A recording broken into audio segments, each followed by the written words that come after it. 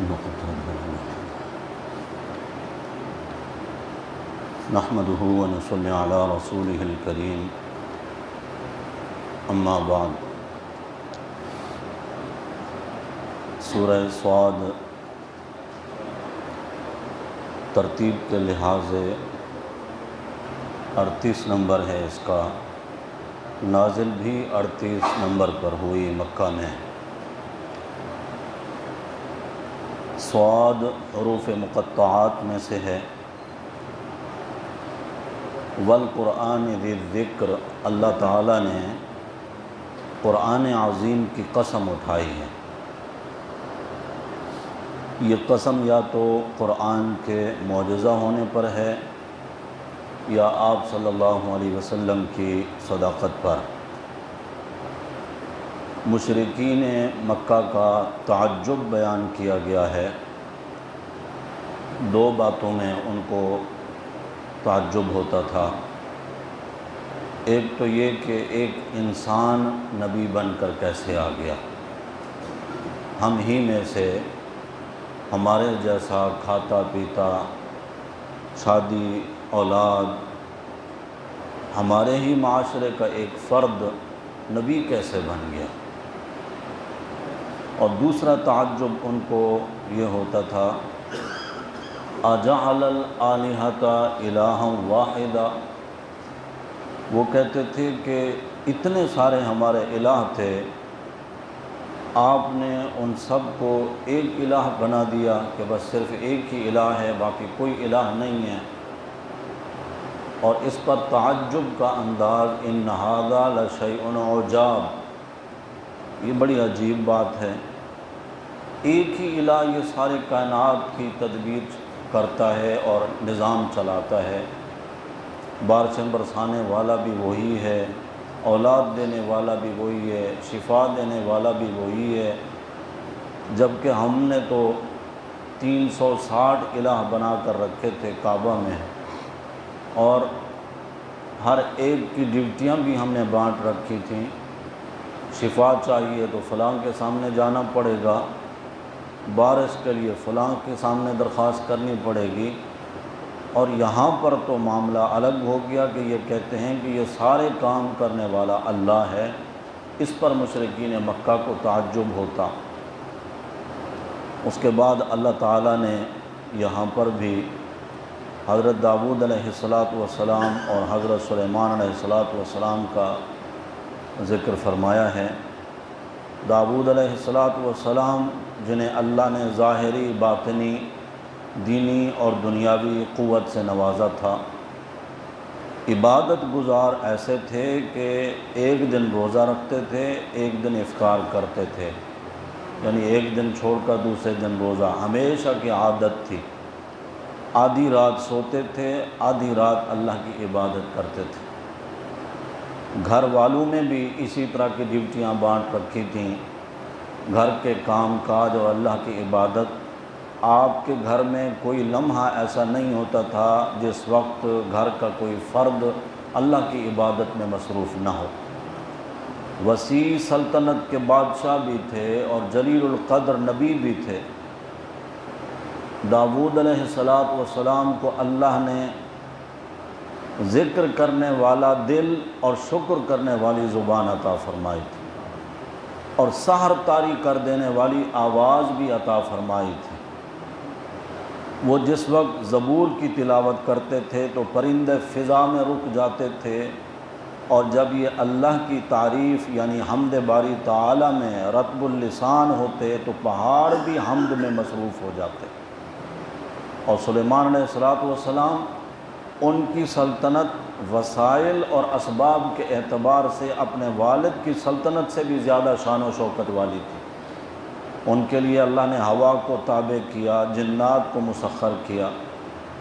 یہ دونوں باپ بیٹا ہر حال میں اللہ کے شکر گزار رہے، اور انہی کے ساتھ اللہ نے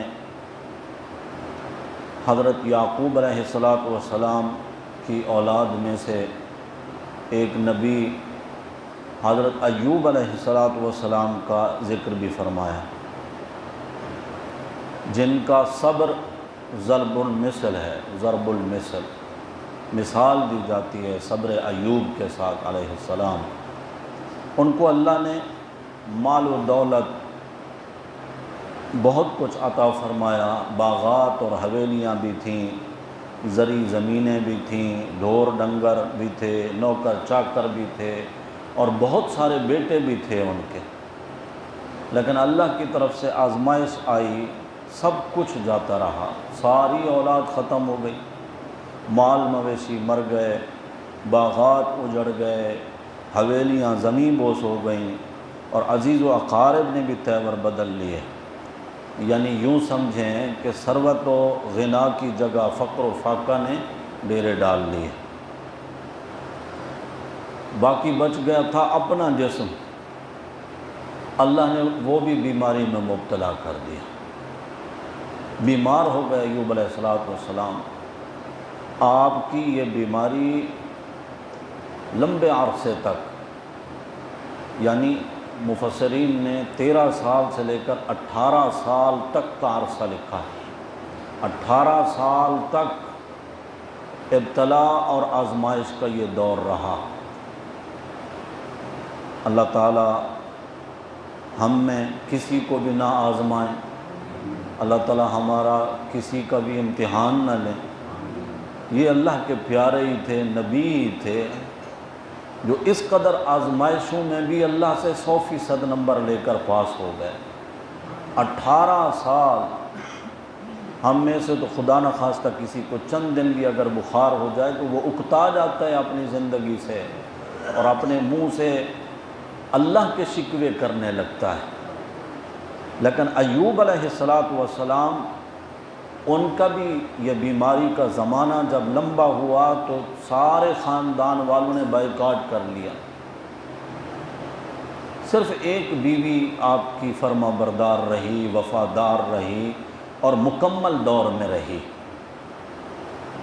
اور حق بھی یہی ہے کہ بیوی جو شریک حیات ہے وہ اپنے شوہر کے راحت اور آسانی کے زمانہ میں بھی جس طرح وفادار رہتی ہے، اگر ابتلا، آزمائش، دکھ اور مصائب کا دور آ جائے تو وفادار بیوی ہوتی وہی ہے جو اپنے خاوند کا ہمیشہ ساتھ دے اور ہر حال میں ساتھ دے۔ یہ بی بی رحمت نام بتایا جاتا ہے ایوب علیہ السلام کی اہلیہ محترمہ کا۔ یوسف علیہ السلام کی پوتی تھی یہ، یعنی نبیوں کے خاندان کی ہیں اور ایک نبی کی اہلیہ ہیں۔ جب سارے لوگ چھوڑ کر چلے گئے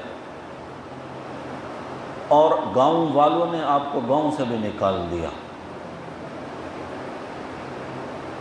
یہ اللہ کے نبی ہیں اور قوم کے جو لوگ ہیں وہ ان کو نبی ماننے کے لیے تیار نہیں، تو انہوں نے نعوذ باللہ یہاں تک کہہ دیا کہ آپ کی نحوست اور بیماری کہیں ہمیں نہ لگ جائے، آپ یہاں سے چلے جائیں۔ الگ جا کر ڈیرے ڈال لیے، بیوی جاتی گاؤں والوں کی خدمت، نوکری چاکری کرتی، کھانا پینا کچھ نہ کچھ لے آتی۔ ایک دن ایوب علیہ السلام نے کہہ دیا بی بی رحمت سے، میری وجہ سے آپ بھی مصیبت میں ہیں، مشکل میں ہیں، میری طرف سے آپ کو اجازت ہے، آپ چلی جائیں جہاں آپ کو راحت اور سکون میسر ہو۔ ایسا نہ ہو کہ قیامت کے دن اگر یوسف علیہ السلام نے آپ کے بارے میں مجھ سے پوچھ لیا کہ میری پوتی کے ساتھ ایسا سلوک کیا تھا تو میں کیا ان کو جواب دوں گا؟ تو بی بی نے کیا جواب دیا؟ بی بی رحمت کہتی ہیں آپ تو یوسف علیہ السلام میرے دادا کی بات کرتے ہیں، اگر یوسف کے رب نے مجھ سے پوچھ لیا کہ میرے نبی ایوب علیہ السلام کو خوشی اور صحت کے زمانے میں اس کی خدمت کرتی رہیں اور جب وہ بیماری میں مبتلا ہو گئے تو چھوڑ دیا، میں یوسف کے رب کو کیا جواب دوں گی؟ میں ہر حال میں آپ کے ساتھ وفادار رہوں گی۔ ایک دن ان کی زبان سے کوئی ایسی بات نکل گئی جو اللہ کے شایان شان نہیں تھی، کسی بیماری کے متعلق کوئی ایسا جملہ کہہ دیا، ایوب علیہ السلام سے برداشت نہیں ہو سکا،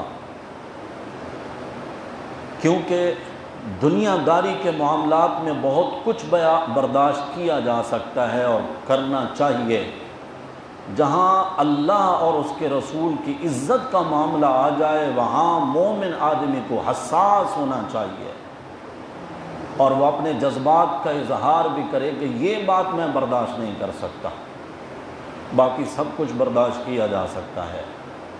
آپ دیکھتے نہیں، حضرت سعد رضی اللہ تعالی عنہ حضور کی خدمت میں آئے، مسلمان ہو گئے، یہ یتیم تھے سعد، ابھی تک 18 سال کی عمر ہے، ماں نے بڑے ناز و نام کے ساتھ آپ کو پالا ہے، لیکن آپ کو اللہ نے ہدایت دے دی، ماں مسلمان نہیں۔ اسی طرح حضرت ابو ہریرہ رضی اللہ تعالیٰ عنہ یہ خود مسلمان ہو جاتے ہیں، ماں مسلمان نہیں، یہ بھی یتیم ہے۔ حضرت سعد کی ماں کہتی ہے کہ بیٹا واپس اپنے باپ دادا کے مذہب پر آ جاؤ، نہیں تو میری بھوک ہڑتال ہے، کھاؤں گی نہیں، سر میں کنگھی نہیں کروں گی، سائے میں نہیں بیٹھوں گی، دھوپ میں بیٹھی ہوں۔ اور حضرت سعد کہتے ہیں اماں تیرے جسم میں کتنی جانیں ہیں؟ وہ کہتی ہے ایک ہی جان ہے۔ کہتے ہیں اگر 1000 جان ہو نا اور آپ اسی طرح تڑپ تڑپ کر وہ جانیں دے دیں، آپ کا مر جانا اس پر مجھے اتنا غم نہیں ہوگا جتنا کہ مذہب اسلام کا چھوڑ دینا میرے لیے غم زدہ کر دینے والی بات ہوگی۔ اور حضرت ابو ہریرہ رضی اللہ تعالیٰ عنہ حضور کی خدمت میں ایک دن پریشان ہو کر آئے، یا رسول اللہ میں مسلمان ہو گیا تھا، اماں برا بھلا کہتی تھی، میں سب کچھ برداشت کر رہا تھا، لیکن آج بات میری برداشت سے باہر ہو گئی ہے، آج میری اماں نے آپ کو گالیاں دی ہیں، برا بھلا کہا ہے، یا رسول اللہ میں سب کچھ برداشت کر سکتا ہوں، آپ کی شان اقدس میں ذرا سی بھی کوئی بھی توہین کرے میں اس کو برداشت نہیں کر سکتا۔ حضور نے فرمایا کیا چاہتے ہو؟ یا رسول اللہ اماں ہے چھوڑ بھی نہیں سکتا، لیکن آپ کی توہین بھی برداشت نہیں کر سکتا، آپ اللہ سے دعا کریں نا یا رسول اللہ، اللہ تعالیٰ میری اماں کو ہدایت دے دے۔ نبی اکرم صلی اللہ علیہ وسلم نے ہاتھ اٹھائے، یا اللہ ابو ہریرہ کی اماں کو ہدایت دے دے۔ ابو ہریرہ جب واپس گھر گئے تو اماں نے کہا مجھے کلمہ پڑھاؤ اور اپنے نبی کی خدمت میں لے چلو۔ مومن آدمی اللہ اور اس کے رسول کے معاملے میں اس کو حساس ہونا چاہیے، دنیا داری کے معاملات میں اس کو غصہ نہیں کرنا ہے، دوسرے کے ساتھ زیادتی نہیں کرنی ہے، برداشت، حوصلہ، بردباری سب کچھ ہو، لیکن دین کے معاملے میں ایسا نہیں۔ دینی غیرت اور حمیت الگ چیز ہے۔ ایوب علیہ السلام کی اہلیہ محترمہ کی وفاداری سب کچھ، لیکن یہ بات آئی نا آپ کے سامنے تو آپ نے فرمایا کہ میں ٹھیک ہو جاؤں، ابھی تو میں ہلنے جلنے کے قابل بھی نہیں، تو میں 100 کوڑے ماروں گا، درے ماروں گا، تجھے سزا دوں گا کہ تو نے اپنی زبان پر رب کا شکوہ لائی کیسے ہیں۔ ایوب علیہ السلام کو جب تکلیف ہوئی نا تو اللہ سے دعا کرتے ہیں، رب انی مسنی الضر وانت ارحم الراحمین، اللہ مجھے بہت تکلیف ہوئی ہے۔ یہ دعا کب مانگی ہے؟ اہلیہ لے کر گئی ہیں آپ کو قضاء حاجت کے لیے،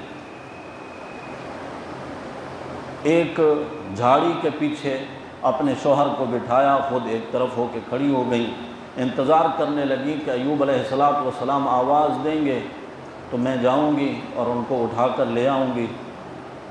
اچھی خاصی دیر گزر گئی، یہ پریشان ہے، اور ایوب علیہ السلام وہاں جب قضاء حاجت سے فارغ ہوئے اٹھ نہیں سکتے، ہل جل نہیں سکتے، اس قدر کمزور ہیں، بیمار ہیں۔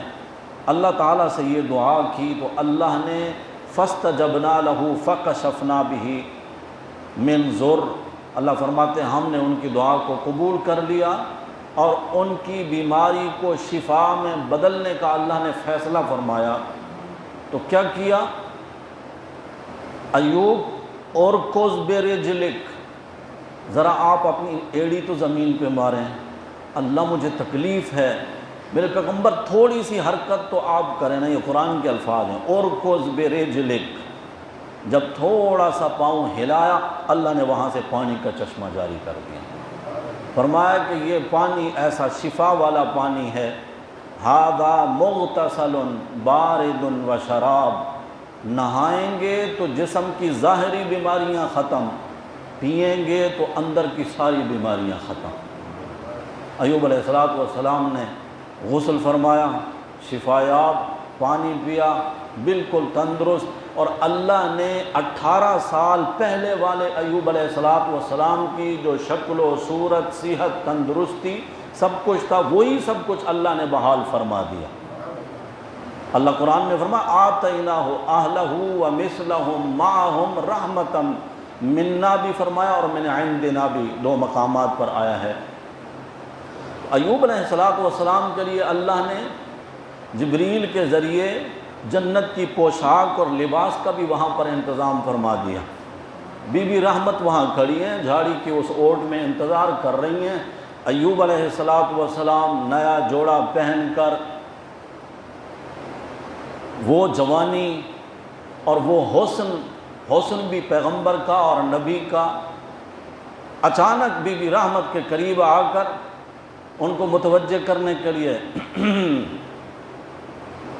حیران ہوگی، یہ کون ہے؟ منہ چھپانے کی کوشش کی کہ غیر محرم مرد ہے، کون ہے؟ بی بی یہاں کیوں کھڑی ہو؟ کہتی ہیں میرا بیمار شوہر اس جھاڑی کے اس سائڈ پہ تھا، اس کا انتظار کر رہی۔ کہنے کہ وہاں تو کوئی نہیں ہے وہاں پر؟ نہیں، وہاں کوئی نہیں ہے۔ اچھا یہ بتاؤ وہ کیسے تھے؟ آپ کے شوہر کیسے تھے؟ کون پوچھ رہے ہیں؟ ایوب علیہ السلام۔ کہنے لگی کہ اللہ نہ بھلائے نا تو جوانی میں بالکل تیرے جیسا لگتا تھا۔ تو خوشخبری سنائی کہ خوش ہو جاؤ، اللہ نے میری ساری بیماریاں دور کر دی ہیں۔ آنن فانن لمحوں میں اللہ تعالیٰ نے مکمل شفا یاب کر دیا۔ اور اللہ تعالیٰ فرماتے ہیں جو کچھ ہم نے لیا تھا وہ سب کچھ ان کو دیا۔ وَمِثْلَهُمْ مَعَهُمْ، جتنا لیا تھا اتنا اور بھی دیا۔ یعنی اگر 18 بیٹے اللہ نے لے لیے تھے تو 18 اور بھی عطا فرما دیے۔ اور وہ جو انہوں نے قسم کھائی تھی کہ میں صحت یاب ہو جاؤں نا تو 100 ڈنڈے ماروں گا، اس کی تدبیر بھی خود اللہ رب العزت نے نبی کو یہاں سکھائی ہے۔ سورہ صاد کے اس حصے میں جہاں پر ایوب علیہ السلام کا ذکر ہے، اللہ فرماتے ہیں ہم نے ایوب علیہ السلام سے کہا وفادار بیوی سزا کی مستحق تو نہیں ہو سکتی، اور آپ نے قسم کھائی تھی، قسم بھی پوری کرنی ہے، تو اس کا طریقہ یہ ہے کہ ایسا جھاڑو اٹھا لیں جس میں 100 تنکے ہوں، وہ ایک ہی آہستہ سے مار دیں، تکلیف بھی نہیں ہوگی اور 100 ڈنڈوں والی آپ کی وہ قسم بھی پوری ہو جائے گی۔ ایوب علیہ السلام کا ذکر، خیر یہاں پر اللہ نے فرمایا کہ انہوں نے یہ ابتلا اور آزمائش ان کے اوپر آئی، لیکن انہوں نے اپنی روش نہیں بدلی، صبر اور شکر کا دامن نہیں چھوڑا، بالآخر آزمائش کا دور ختم ہوا اور اللہ نے پہلے سے بھی بہت کچھ عطا فرما دیا۔ اس کے بعد پھر حضرت ابراہیم، حضرت اسحاق، حضرت یعقوب، حضرت اسماعیل، حضرت یسع اور حضرت ذو کفل، ان انبیاء علیہم السلام کا مختصراً ذکر ہے۔ اور پھر سے آدم علیہ السلام اور ابلیس کا جو قصہ ہے اول دن کا، اس سورہ صاد کے آخر رکوع میں اللہ تعالیٰ نے اس کو بھی بیان فرمایا۔ آدم علیہ السلام کو سجدہ نہ کرنے کی وجہ جب اللہ نے شیطان سے پوچھی، وہاں اللہ نے کیا پیار بھرا انداز اختیار فرمایا۔ اللہ فرماتے ہیں ما منعک، تجھے کس نے منع کیا؟ ان تسجد لما خلقت بیدی، جس کو میں نے اپنے ہاتھوں سے بنایا۔ اللہ ہاتھوں سے پاک ہیں، اللہ کے ہاتھ ہمارے ہاتھوں جیسے نہیں، مگر ہم جو انسان ہیں ہماری عزت اور شرف اور کرامت کتنی ہے کہ ہمارے بارے میں ظاہر ہے کہ ہم آدم علیہ السلام کی ذریت انہی کی اولاد ہیں۔ اللہ فرماتے ہیں خلقت بیدی، جس کو میں نے اپنے ہاتھوں سے بنایا، تجھے کس نے منع کیا ہے کہ اس کو تو سجدہ نہ کر؟ کاش کہ یہ انسان بھی اپنے مالک کو پہچاننے والا بن جائے۔ آگے سورہ زمر ہے، یہ 39 نمبر پر ہے ترتیب میں، 59 نمبر پر یہ نازل ہوئی۔ مکہ میں۔ اس صورت کا جو اصل موضوع ہے وہ عقیدہ توحید ہے، کیونکہ اللہ کی وحدانیت کا جو اعتقاد ہے، اصل ایمان ہے بھی وہی۔ جملے غور سے، ایمانیات کی بات ہو رہی ہے، پوری صورت کا محور اور مرکز عقیدہ توحید ہے، کیونکہ اللہ کی وحدانیت کا اعتقاد جو ہے اصل ایمان اسی چیز کا نام ہے۔ اور پھر تمام مسلمانوں کو حضور اکرم صلی اللہ علیہ وسلم کو مخاطب کر کے اللہ نے حکم دیا کہ عبادت کو اللہ کے لیے خالص رکھیں، اس میں شرک کی ملاوٹ نہ ہونے دیں۔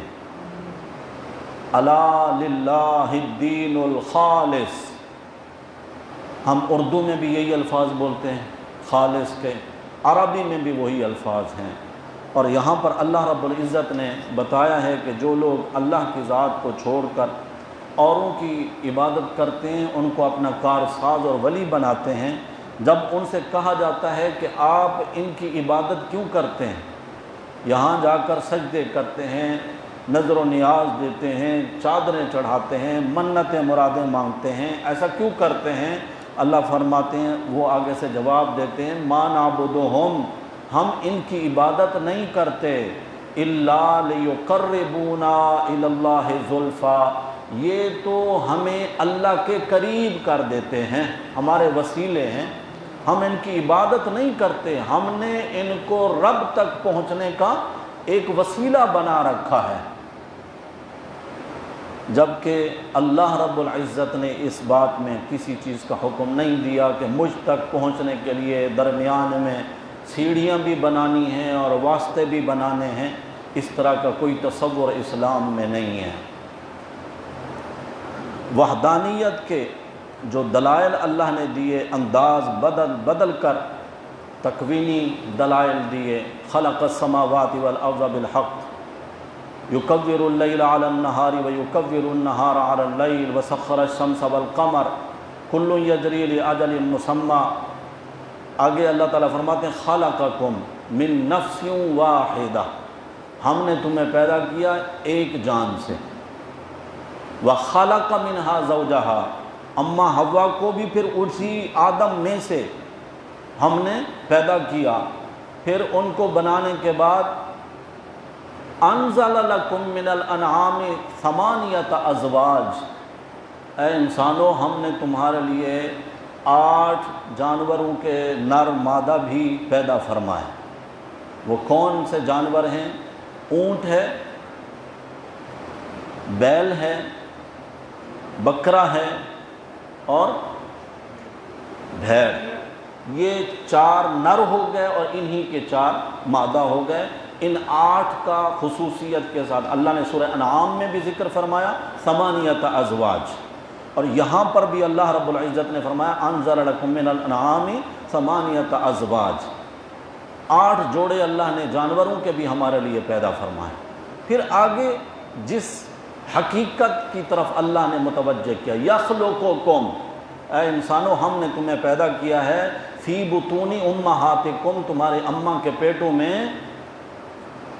فی بطون امہاتکم خلقا من بعد خلق فی ظلمات ثلاث، فرمایا تخلیق کی شکلیں بدلتی رہیں، جمع ہوا خون بنا، بوٹی بنی، ہڈیاں بنی، گوشت چڑھایا، چمڑا چڑھایا، روح ڈالی، خلقا من بعد خلق، یہ سارے کام ہم کرتے رہے فی ظلمات ثلاث، 3 اندھیروں کے اندر۔ دنیا کا کتنا بڑا کوئی کاریگر ہو،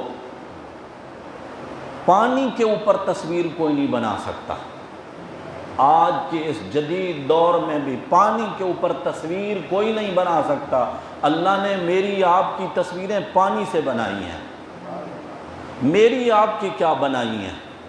اللہ نے اپنی قدرت کے ساتھ ایسی کاریگری کی کہ رحم مادر میں ایسی تصویر کشی کی کہ یوسف علیہ السلام جیسا حسین بنا دیا، لیکن کام یہ سارے جو ہوتے رہے، اللہ کہتے ہیں 3 اندھیروں میں بڑے بڑے کاریگر بھی جب شام کا اندھیرا ہونے لگتا ہے اپنے نوکروں سے اور اپنے کاریگروں سے شاگردوں سے کہتے ہیں بیٹا دکان بند کر دو، اندھیرا ہو گیا ہے، کام کرنا مشکل ہے، باقی کام کل کریں گے، دن کے اجالے میں اور روشنی میں کریں گے۔ میرے رب کی کاریگری یہ ہے کہ فی ظلمات ثلاث، ماں کے پیٹ کا اندھیرا بھی، رحم مادر کا اندھیرا بھی، اور وہ پردہ اور جھلی جس کے اندر میری آپ کی تخلیق ہوئی، اس کو اللہ نے اپنی قدرت اور کاریگری کے طور پر بیان فرمایا کہ انسان تو غور کر، ہم نے تجھے کیسا بنایا۔ یہ بات بیان کرنے کے بعد وہی الفاظ آئے ہیں جو کل سورہ فاطر میں آئے تھے، ذالکم اللہ، یہ ہے تمہارا اللہ، ربکم، جو تمہارا رب ہے، لا الہ الا ہو، اس کے سوا کوئی بھی پیدا کرنے والا نہیں، رازق نہیں، کاریگری دکھانے والا نہیں، اور مشکل کشا، حاجت روا، عبادت کے لائق کوئی نہیں۔ فَأَنَّا تُصْرَفُونَ، ارے کہاں بہہ کے جا رہے ہو؟ سوال کیا اللہ نے، کہاں اس رب کو چھوڑ کر کہاں بہہ کے جا رہے ہو؟ انہی آیات میں اللہ نے ایک سوال بھی کیا، قل، میرے پیغمبر آپ ذرا ان سے پوچھیں، هل يستوي الذين يعلمون والذين لا يعلمون، علم والے اور بے علم برابر ہیں؟ اللہ نے سوال کیا، جاننے والے اور جہالت میں ڈوبے ہوئے، ایک طرف علم نور ہے، جہالت اندھیرا ہی اندھیرا ہے۔ فرمایا هل يستوي الذين، وہ لوگ جن کو اللہ نے علم جیسی دولت عطا فرمائی ہے وہ، اور دوسری طرف بے علم لوگ ہیں جن کو دین کی کوئی سمجھ بوجھ نہیں، یہ سب برابر ہیں؟ انما یتذکر اولو الالباب، فرمایا عقل والوں کے لیے نصیحت ہے اس میں۔ آگے اللہ تعالیٰ نے اور بھی بہت ساری اپنی قدرت کی نشانیاں یہاں بیان فرمائی ہیں۔ موحد اور مشرک کی مثال کو بڑے بہترین انداز سے سمجھایا اللہ نے۔ فرمایا موحد، توحید پرست جو بندہ ہے، اس کی مثال ایسی ہے جس طرح وہ ایک مالک کا غلام ہو، اور جو مشرک ہے اس کی مثال ایسی ہے جس کے کئی مالک ہوں، ایک کہتا ہے کھڑے ہو جاؤ، دوسرا کہتا ہے بیٹھ جاؤ، تیسرا کہتا ہے میرا یہ کام کرو، چوتھا کہتا ہے نہیں میرا یہ کام کرو، اور وہ حیران اور پریشان ہے کہ میں کس کی مانوں۔ اور جو ایک اللہ کی عبادت کرنے والا ہے، فرمایا اس کے لیے کیا مشکل ہے، اس نے تو ایک کی سننی ہے، ایک کی ماننی ہے۔ یہاں پر بھی اللہ نے وہی الفاظ فرمایا کہ یہ دونوں برابر نہیں ہو سکتے، ایک کا ماننے والا، ایک در کی ٹھوکریں کھانے والا اور در در کی ٹھوکریں کھانے والا، یہ کیسے برابر ہو سکتے ہیں؟ اللہ ہم سب کو اپنی پہچان نصیب فرمائے، اپنی توحید کا کامل یقین نصیب فرمائے۔ اور اللہ تعالیٰ نے اس صورت میں انسانوں کو دو فریقوں میں تقسیم کر کے بھی دکھایا۔ ہر جگہ ہوتا ہے قرآن پاک میں جہاں اللہ کافروں کا ذکر کرتے ہیں وہاں اللہ مسلمانوں کا ذکر کرتے ہیں۔ کافر وہ جو اللہ کی ذات پر بھی جھوٹ بولنے سے باز نہیں آتے اور رسول اللہ صلی اللہ علیہ وسلم کی بھی تکذیب کرتے ہیں، جھٹلا دیتے ہیں، فرمایا ان کا ٹھکانہ جہنم۔ ان کے بالمقابل دوسرا فریق انبیاء اور ان کی اتباع کرنے والوں کا ہے، بالآخر ان کا ٹھکانہ جنت ہے، ان کی جزا جنت ہے، ان کا بدلہ جنت ہے۔ اللہ ہم سب کو نصیب فرمائے۔ اور یہاں اللہ رب العزت نے فرمایا میرے پیغمبر آپ ان مشرکین سے سوال کریں، تمہیں کس نے پیدا کیا، زمین و آسمان کا خالق کون ہے؟ فرمایا وہ سارے کہیں گے کہ اللہ ہے۔ اللہ تعالیٰ نے پھر ایک سوال کرایا میرے نبی صلی اللہ علیہ وسلم کو مخاطب کر کے، آپ ان سے پوچھیں، قل افرأیتم ما تدعون من دون اللہ ان ارادنی اللہ بضر هل ہن کاشفات ضرہ، اچھا یہ بتاؤ کہ جن کی تم پوجا پاٹ کرتے ہو، جن کی عبادت کرتے ہو، جن کو مشکل کشا، حاجت روا یا داتا سمجھتے ہو، دستگیر سمجھتے ہو، لجپال اور غریب نواز سمجھتے ہو، مشکل کشا اور حاجت روا سمجھتے ہو، اگر میرا اللہ، میرا رب مجھے کوئی تکلیف پہنچانا چاہے تمہارے جو معبود ہیں اس تکلیف کو ہٹا دیں گے؟ حل ہن کاشفات ضرہ او ارادنی برحمت، اور اگر میرا اللہ میرے ساتھ مہربانی اور رحمت والا معاملہ کرنا چاہے، حل ہن ممسکات رحمتی ہی، جو تمہارے معبود ہیں اللہ کی اس رحمت کو روک لیں گے؟ نہیں روک سکتے، وہ اتنے بے اختیار ہیں، ان کو تم نے اپنے نفع نقصان کا مالک کیسے سمجھ رکھا ہے؟ ان آیات میں ہم گناہ گاروں کے لیے اللہ کی طرف سے جو رحمت اور توبہ کا دروازہ کھلا ہے اس کا بھی بیان ہے۔ یہ اللہ کی خصوصی رحمت ہے، اس کا فضل و احسان یہ بھی ہے کہ اللہ نے خطا کاروں کے لیے، مجرموں کے لیے، کافروں کے لیے رحمت اور توبہ کا دروازہ کھلا رکھا ہے۔ جب تک زندگی کی آخری سانسیں، جس کو سکرات الموت کہتے ہیں، وہاں تک بندہ نہیں پہنچ پاتا، ساری زندگی اللہ نے اس کے لیے توبہ کا دروازہ کھلا رکھا ہے۔ اور خود اللہ کی کتنی بڑی مہربانی ہے کہ وہ خود توبہ کی دعوت بھی دیتا ہے۔ رجوع اللہ کی اللہ خود دعوت دیتے ہیں کہ میں رب صلح کرنے کے لیے تیار ہوں، کوئی ہے مجھ سے صلح کرنے والا؟ حدیث مبارکہ ہے جب رات کا آخری حصہ شروع ہوتا ہے، اللہ کی رحمت پہلے آسمان پر آ جاتی ہے، رب آواز دے کر کہتا ہے حل من مستغفر، ہے کوئی مجھ سے بخشش مانگنے والا؟ فاغفر لہ، میں اس کو معاف کر دوں۔ ہے کوئی؟ آواز دیتی ہے اللہ کی رحمت۔ اللہ نے خود رجوع اللہ کی دعوت دی۔ یہاں فرمایا اے میرے بندو، بندے بھی کون سے؟ قل یا عبادی الذین اسرفوا علی انفسہم، جنہوں نے اپنی جانوں پر ظلم کیا ہے، گناہ گار ہیں، ان کو اللہ کہہ رہے ہیں اے میرے بندو جنہوں نے اپنے اوپر زیادتی کی ہے، تم اللہ کی رحمت سے مایوس نہ ہو جاؤ، لا تقنطوا من رحمت اللہ ان اللہ یغفر الذنوب جمیعا، اللہ سارے گناہ معاف کر دے گا۔ یقیناً بے حد وہ بخشنے والا بھی ہے اور انتہائی مہربان بھی ہے۔ انیبو الی اللہ، فرمایا کہ اپنے رب کی طرف رجوع کرو، اس کے سامنے جھک جاؤ۔ کب؟ اس سے پہلے کہ پھر کہیں اس کا عذاب نہ آ جائے، اس کے عذاب آنے سے پہلے رب کی طرف متوجہ ہو جاؤ اور جھک جاؤ اللہ کے سامنے۔ فرمایا کہ اگر میرا عذاب آ گیا تو پھر تمہاری کوئی بھی مدد نہیں کی جا سکے گی۔ قیامت کے مناظر اللہ نے یہاں بیان فرمائے، یعنی بندوں کو توبہ کی دعوت دینے کے بعد یہ سورت قیامت کے مناظر بیان کرتی ہے، جب اللہ پر جھوٹ بولنے والوں کے چہرے سیاہ ہو جائیں گے، سور پھونکا جائے گا، سب اللہ کے سامنے پیش ہوں گے، زندگی کا حساب ہوگا، اور اس وقت کیفیت کیا ہوگی؟ والارض جمیعا قبضتہ یوم القیامہ والسماوات مطویات بیمینہ۔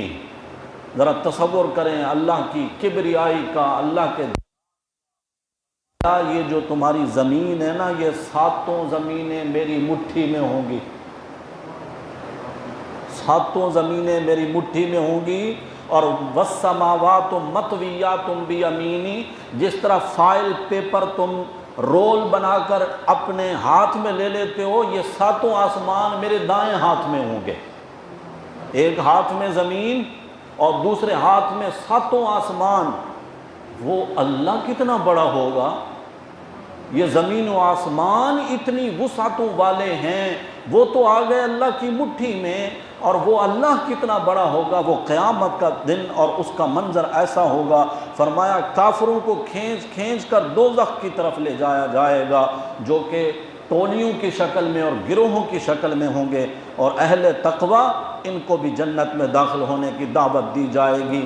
جب یہ متقی لوگ، ایمان والے لوگ، اللہ کی فرما برداری کرنے والے لوگ، جن کے بارے میں اللہ نے الفاظ بھی یہی استعمال فرمائے ہیں، وسیق الذین اتقوا ربہم، جو اپنے رب سے ڈرتے رہتے تھے، فرمایا یہ بھی ٹولیوں کی شکل میں، گروہوں کی شکل میں لائے جائیں گے جنت کی طرف۔ جب آئیں گے نا جنت کے دروازوں کے پاس، تو جنت کے جو داروغے فرشتے استقبالیے میں کھڑے ہوں گے، فرمایا وہ کہیں گے سلام علیکم، سلام علیکم، اور ساتھ میں طبتم، طبتم جملہ استقبالیہ، عربی والے کہتے ہیں اہلاً و سہلاً مرحبا، یہ ہوتا ہے نا جملہ استقبالی، فارسی والے کہتے ہیں خوش آمدید، پشتو والے کہتے ہیں بخیر راغلے، یعنی پنجابی والے کہتے ہیں جی آیا نو، اردو والے بھی خوش آمدید کہتے ہیں۔ فرمایا سلام علیکم بھی کہیں گے، جملہ استقبالیہ کہہ کر ان کا استقبال بھی کریں گے، اور ساتھ میں فرشتے کہیں گے فادخلوہا، فادخلوہا، اسی جنت میں داخل ہو جاؤ۔ کون سی جنت؟ پہلے تو ہم نے نہیں دیکھی تھی، فادخلوہا، اس جنت میں داخل ہو جاؤ جو تمہارے ابا آدم کی جاگیر ہے، جہاں سے ان کو نکالا گیا تھا، زمین میں آئے تھے، تم نے اللہ کی فرما برداری کی، اپنے اسی گھر میں داخل ہو جاؤ۔ اور یوں نہیں ہے کہ آج گئے وہاں داخلہ ملا، ہفتے بعد، 3 دن بعد، مہینے بعد کہہ دیا جائے کہ جی اب یہاں سے چلیں، آپ کا ٹائم ختم ہو گیا۔ نہیں نہیں، خالدین، ہمیشہ رہو گے، کوئی نہیں پوچھے گا کہ یہاں کتنا عرصہ تمہارا گزر چکا ہے۔ دعا کر دیں، اللہ کرے اللہ ہم سب کو نصیب فرما دے۔ فرمایا کہ جنتی جس وقت جنت میں پہنچ جائیں گے نا، اس وقت بھی یہی کہیں گے الحمدللہ الذی صدقنا وعدہ، اس اللہ کی تعریفیں جس نے اپنے وعدوں کو سچا کیا۔ دنیا میں وعدے کیے نا، نمازیوں کے لیے جنت، روزے داروں کے لیے جنت، توحید پرستوں کے لیے جنت، یہ وعدے تھے، اور وہاں جا کر یہ اعتراف کریں گے اللہ نے اپنے وعدے سچے کیے۔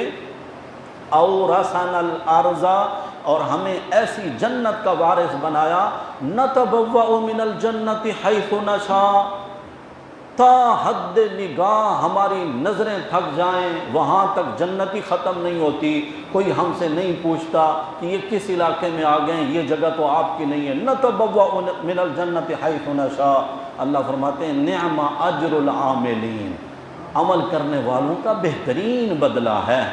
آگے سورہ غافر ہے، 2 نام ہے سورت، اس کو سورہ مومن بھی کہا جاتا ہے، اس کو سورہ غافر بھی کہا جاتا ہے۔ ترتیب کے لحاظ سے یہ 40ویں نمبر پر ہے، 60 نمبر پر یہ سورت نازل ہوئی مکہ میں۔ مومن بندے کا ذکر ہے، موسیٰ علیہ السلام کے زمانے کا، رجل مؤمن، اس وجہ سے اس کو سورہ مومن کہا جاتا ہے۔ غافر اس لیے اس کو کہا جاتا ہے کہ اللہ کی ایک صفت یہاں بیان ہوئی ہے، غافر الذنب وقابل التوب شدید العقاب ذی الطول۔ یہ دیکھیں ایک ہی آیت ہے اور اللہ کی 4 صفات اس میں بیان ہوئی ہیں۔ اللہ کون ہے بتایا گیا ہے، غافر الذنب، وہ گناہوں کا معاف کرنے والا ہے، قابل التوب، توبہ کا قبول کرنے والا ہے، شدید العقاب، سخت سزا دینے والا بھی ہے، ذی الطول، اور اپنے بندوں پر فضل و احسان کرنے والا بھی ہے۔ بندے کہتے ہیں اللہ غفور الرحیم ہے، اللہ معاف کر دے گا، بے شک وہ غفور الرحیم ہے۔ جہاں وہ غفور الرحیم ہے وہاں وہ جبار بھی ہے، قہار بھی ہے۔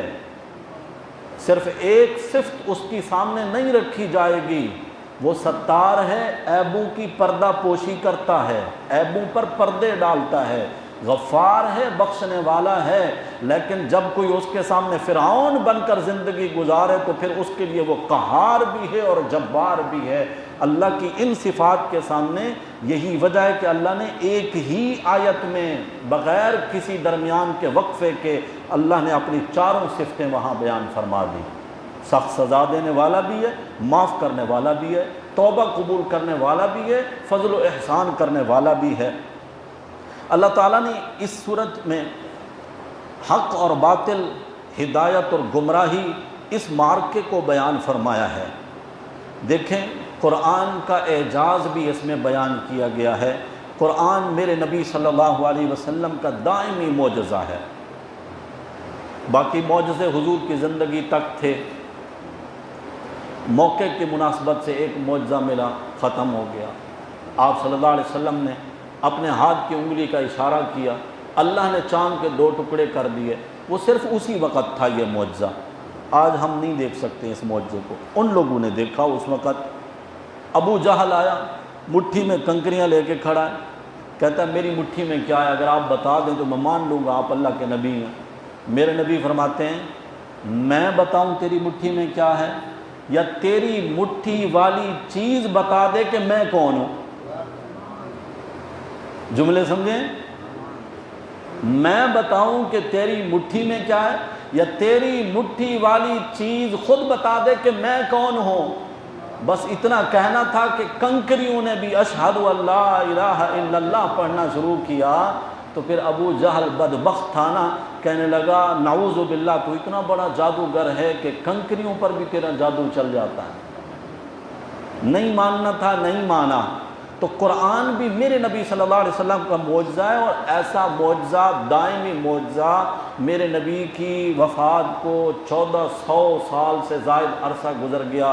آج کا مسلمان بھی میرے نبی کے اس معجزے کا نظارہ کر رہا ہے، دیکھ رہا ہے، پڑھ رہا ہے، سمجھ رہا ہے، عمل کر رہا ہے. یہ زندہ معجزہ ہے اور قیامت تک انشاءاللہ یہ رہے گا. اور یہ ایسا زندہ کلام ہے میرے رب کا کہ اس نے جو پیشین گوئیاں کی، سائنسی ترقیاں اور جدید تحقیقات بھی قرآن کے بیان کردہ علمی حقائق کی تصدیق کرتی ہیں، تکذیب نہیں کرتی.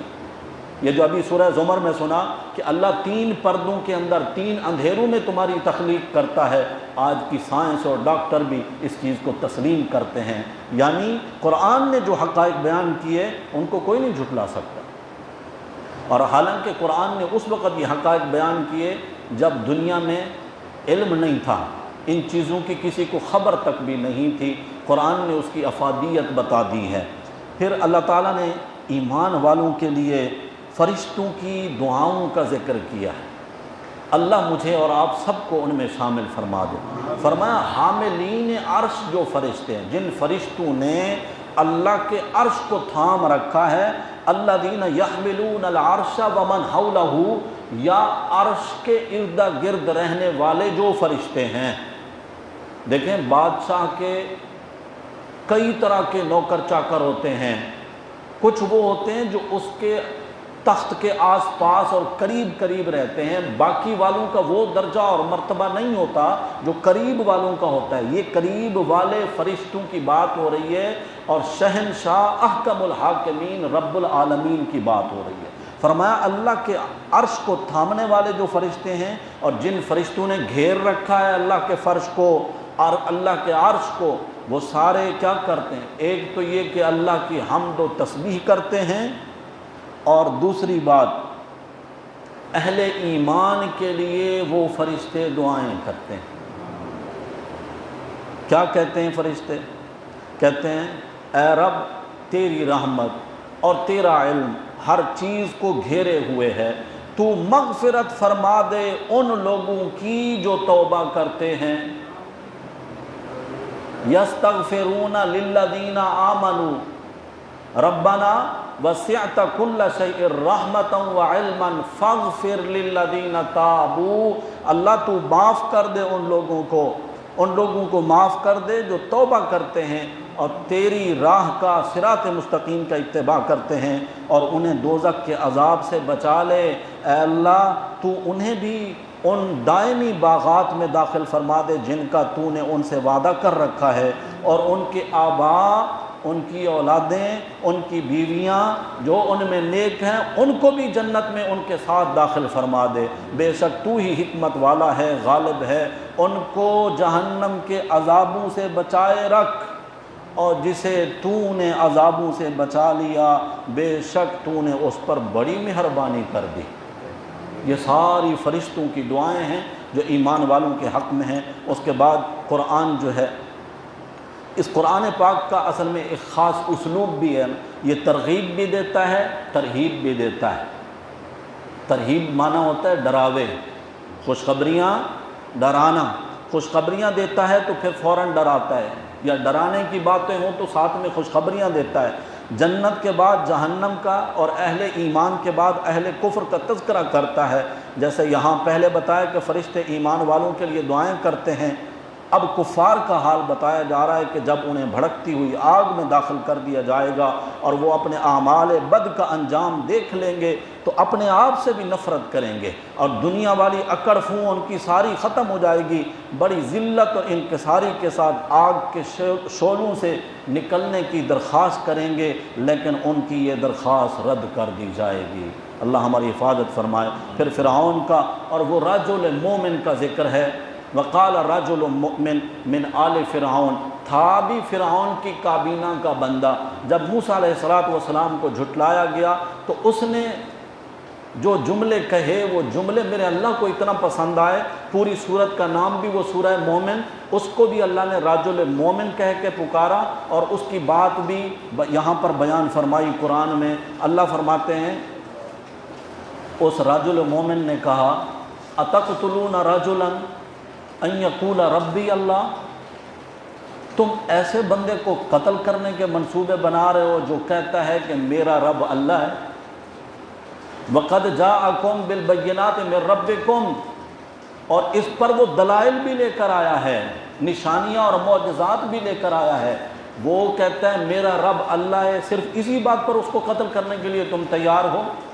جب اس نے اس طریقے سے تقریر کی نا تو کابینہ میں اور مجلس میں جتنے لوگ تھے انہوں نے اس کی طرف توجہ کی، اور فرعون تو ڈکٹیٹر تھا نا، ڈکٹیٹر کا مزاج یہ ہوتا ہے کہ جو میں کہہ رہا ہوں وہی ٹھیک ہے، باقی کسی کی نہیں سننی۔ اس نے فوراً بات کو گھمایا، کہنے لگا یا حامان، حامان یہ اس کے وزیر کا نام تھا، سیڑھی لگا، اونچی بلڈنگ بنا، میں اوپر چڑھ کے دیکھنا چاہتا ہوں موسیٰ کا رب کہاں ہے۔ اطلع الی الہ موسیٰ وانی لاظنہ کاذبا۔ اللہ اکبر، قرآن کے الفاظ ہیں، ترجمہ کرتے ہوئے بھی کانپ جاتا ہے بندہ۔ کہتا ہے میں دیکھنا چاہتا ہوں موسیٰ کے رب کو، انی لاظنہ کاذبا، میرا گمان تو یہ ہے کہ یہ جھوٹ بول رہا ہے۔ کتنا دکھ ہوا ہوگا اس وقت موسیٰ علیہ السلام کو، کتنا تکلیف ہوئی ہوگی موسیٰ علیہ السلام کو۔ اللہ کے نبی کی تکذیب کرنے والے یہ جو لوگ تھے اللہ کے عذاب کی لپیٹ میں آئے، پھر ان کا کوئی بھی سہارا اور مددگار اور بچانے والا ان کو کوئی بھی نہیں تھا۔ جب مر گئے تو اس کے بعد بھی اللہ کہتے ہیں النار یعرضون علیہا غدوا وعشیا، فرمایا جب سے یہ غرق ہوئے تب سے لے کر قیامت تک صبح شام آگ کے عذاب پر ان کو پیش کیا جاتا ہے، اور جب قیامت کا دن ہوگا ادخلوا، پھر کہا جائے گا کہ اب ہمیشہ ہمیشہ کے لیے جہنم کی آگ میں داخل ہو جاؤ۔ آگے اللہ تعالیٰ نے اپنی قدرت کی انسانی تخلیق کے مراحل کو بیان کیا، اپنی قدرت کی نشانیاں، چند نعمتوں کا ذکر۔ کچھ نعمتیں وہ ہوتی ہیں جو خارجی طور پر ہم استعمال کرتے ہیں، کچھ وہ ہوتے ہیں جو داخلی ہوتی ہیں۔ خارجی طور پر سکون کے لیے رات ہے، کام کاج کے لیے اللہ نے دن بنایا ہے، زمین کو ہمارے لیے قرار بنایا ہے، آسمان کو چھت بنایا ہے، ہمیں حسین صورتوں سے نوازا ہے، رزق کے طور پر پاکیزہ چیزیں عطا فرمائی ہیں، لیکن انسان ان نعمتوں کا شکر ادا نہیں کرتا۔ یہ تو تھی خارجی۔ داخلی انسان کا اپنا پورا وجود ہے، اس کو اللہ نے مراحل، بے جان مٹی سے اس کی ابتدا ہوتی ہے، پھر نطفہ ہوتا ہے، پھر جمع ہوا خون ہوتا ہے، پھر گوشت کی بوٹی ہوتی ہے، پھر ہڈیاں ہوتی ہیں، پھر ڈھانچہ تیار ہوتا ہے، پھر کیا کرتا ہے اللہ؟ اس میں جان ڈالتا ہے، عقل ڈالتا ہے، سننے کی صلاحیت ڈالتا ہے، دیکھنے کی صلاحیت ڈالتا ہے، اور پورے جسم میں جو اللہ نے رگوں کا نظام چلایا، نسوں کا، اگر ان کو پھیلا دیا جائے ہزاروں میل تک، وہ باریک نسیں اور رگیں، اتنا لطیف اور بہترین مضبوط نظام جو اللہ نے انسانوں کا بنایا، پھر اس میں خون کی گردش، پھر دل کی حرکت، اور 360 جوڑ بنائے ہیں اس 5-6 فٹ کے انسان میں، 360 جوڑ اللہ نے۔ لیکن جب یہ انسان پیدا ہوتا ہے از حد کمزور ہوتا ہے، عاجز ہوتا ہے، نہ طاقت گفتار ہوتی ہے، نہ کوئی تمیز و عرفان ہوتا ہے، پھر اسے اللہ عقل و فہم عطا فرماتے، پھر اللہ اس کو قوت ادراک عطا کرتا ہے، پھر بچپن کے بعد لڑکپن، لڑکپن سے جوانی، جوانی کے بعد پھر بڑھاپا، پھر کیا ہوتا ہے؟ پھر وہی بچپنا لوٹتا ہے، پھر سے نظر کمزور ہے، عقل میں خلل آ گیا، اعضاء میں ضعف آ گیا ہے، حواس میں تعطل آ گیا ہے، چلنے پھرنے اٹھنے بیٹھنے سے بھی عاجز آ گیا ہے، اور پھر انسان کو موت آ جاتی ہے۔ جو انسان کیا رب، جو خالق اور جو مالک ان تمام مراحل کی نگرانی کرتا ہے، اسی کو اللہ کہتے ہیں، وہی الہ ہے، وہی عبادت کے لائق ہے۔ آگے سورہ حامیم سجدہ بھی ہم نے تلاوت کی تھی، لیکن انشاءاللہ ان کا تفصیلی خلاصہ کل عرض کریں گے۔ اللہ ہم سب کو اپنے نبی کی سچی پہچان نصیب فرمائے اور قرآن و سنت کے مطابق زندگی گزارنے کی توفیق نصیب فرمائے۔ آخر دعوانا الحمدللہ رب العالمین۔